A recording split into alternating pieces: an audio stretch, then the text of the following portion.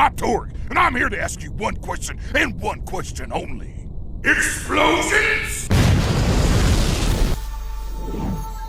What is up, guys? It's your boy, Rick Kakis, and today, there's a bit of a situation going on within Destiny 2. Everyone is distracted by the upcoming Destiny 2 Into the Light free DLC. For the past 3 weeks, Bungie has been unveiling what content is coming within Into the Light. We have a new wave survival game mode. We have the return of some absolutely fan favorite weapons like the Recluse SMG. And we also have the 2 best exotic missions of all time returning as well. That was just announced yesterday. So again, everyone's attention is on Into the Light.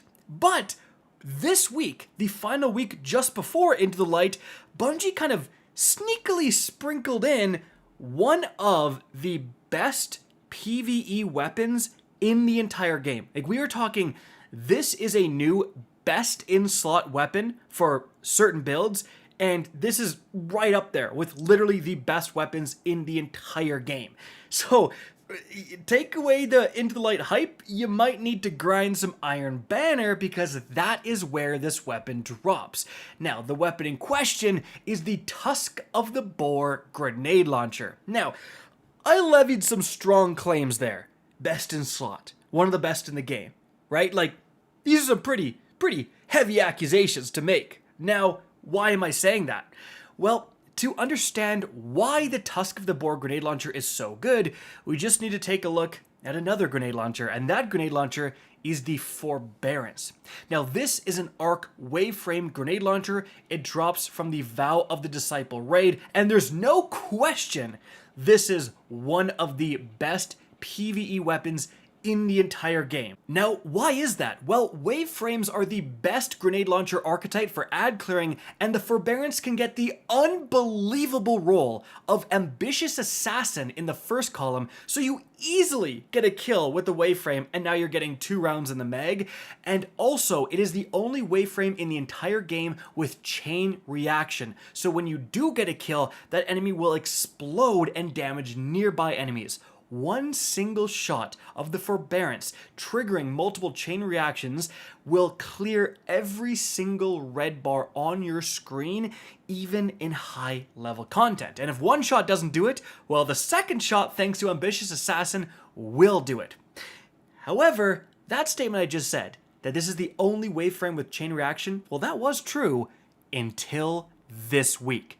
And that's because the Tusk of the Boar is also a wave frame grenade launcher, and it can also get chain reaction. So this is really the Strand version of the Forbearance, and essentially taking, again, one of the best PvE weapons of all time and making it a different element means that the Tusk of the Boar is also one of the best PvE weapons of all time. In fact, if you are using a Strand build, the Tusk of the Boar becomes a much more attractive option. You can now have all of the, synergies for using a Strand weapon in a Strand build. Not to mention, right now, the seasonal artifact perks favor Strand weapons over Arc weapons massively. I mean, you have Unraveling Orbs, where if you simply pick up an Orb of Power, you're going to get Unraveling rounds with your wave frame chain reaction grenade launcher.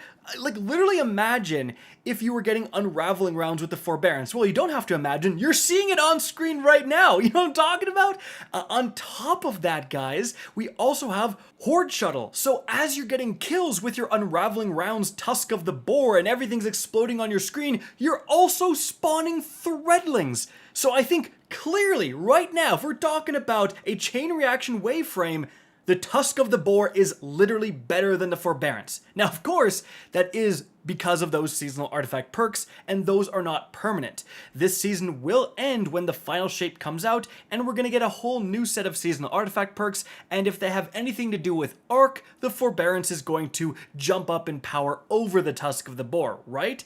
However, guys, this season continues all the way through the April update. So if you're doing that newly announced Onslaught Horde mode, what is going to be better at clearing out ads than the Tusk of the Boar with those two insane seasonal artifact perks right now? So this is an extremely relevant weapon for the upcoming free DLC that everyone is hyped about. Now, there are some important differences between the Tusk of the Boar and the Forbearance. Some differences give it an advantage and some will actually give it a disadvantage. One of the main differences is with that first choice pick.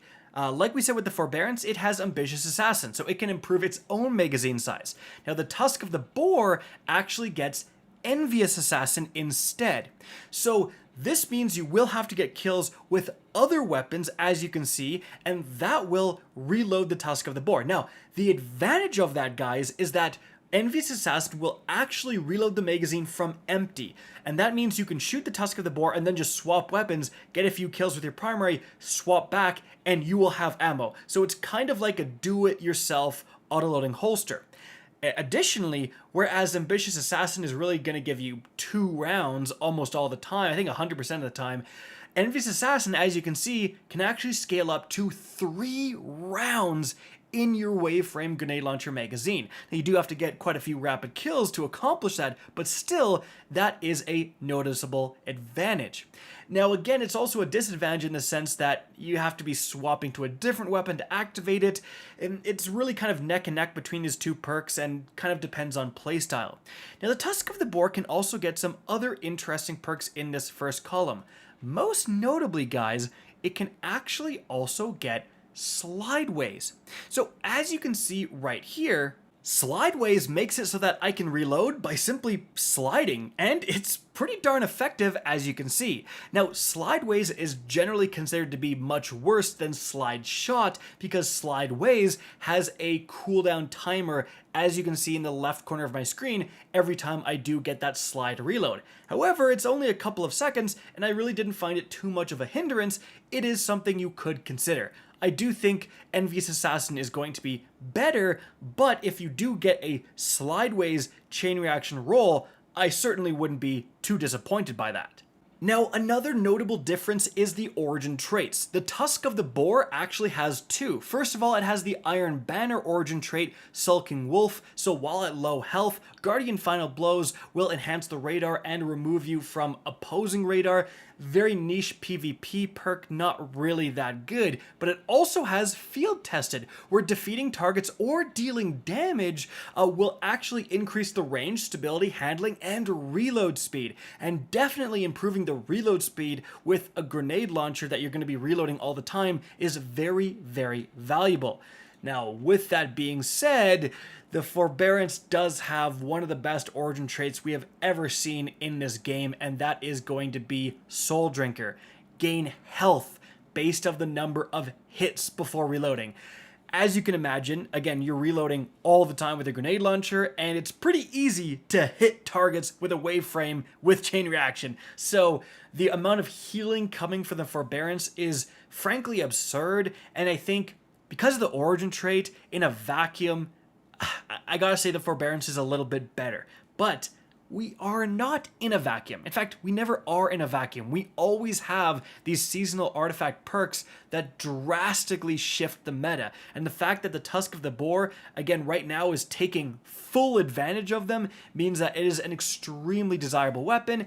And even without seasonal artifact perks, right, like what weapon you want, I think is really going to depend on your build. If you're in a Strand build, there's fragments that will give you unraveling rounds that'll create threadlings, etc., just by using other Strand weapons. And in that case, the Tusk of the Boar is going to be what you want to use. And of course, the Forbearance for like an arc build where you want to be using arc weapons to spawn ionic traces, blah, blah, blah. Like that is going to be what you want to use. So the fact that we now have like a Strand version of the Forbearance, like I said at the beginning of the video, it's right up there in power. Like it is super, super exciting for a lot of builds that we now have a Strand Forbearance.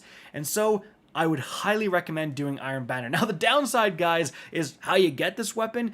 Well, you literally just have to grind Iron Banner. You have to turn in your Iron Banner engrams randomly, and then you gotta hope you get one, right? Like it's just completely RNG. The first one you get, is awesome because it then means that, as you can see, you can then take your remaining Iron Banner engrams and focus the Tusk of the Boar over and over again to get the God Roll. But yeah, it's not the best, just hoping for this weapon to drop in this pretty big Iron Banner loot pool. Now, one more thing I almost forgot about. Some of you may have been saying, well, the Forbearance is also craftable, and therefore it can get the better enhanced perks and is therefore just better. And that's true for now, but Bungie did confirm that the Tusk of the Boar and the other weapons like the Summoner that were added to revitalize some loot pools, they can actually have their perks enhanced when the final shape releases. So if you do get the PvE God Roll, which I think is going to be Envious Assassin plus Chain Reaction, you can have enhanced Envious Assassin, enhanced Chain Reaction in the final shape, which is awesome.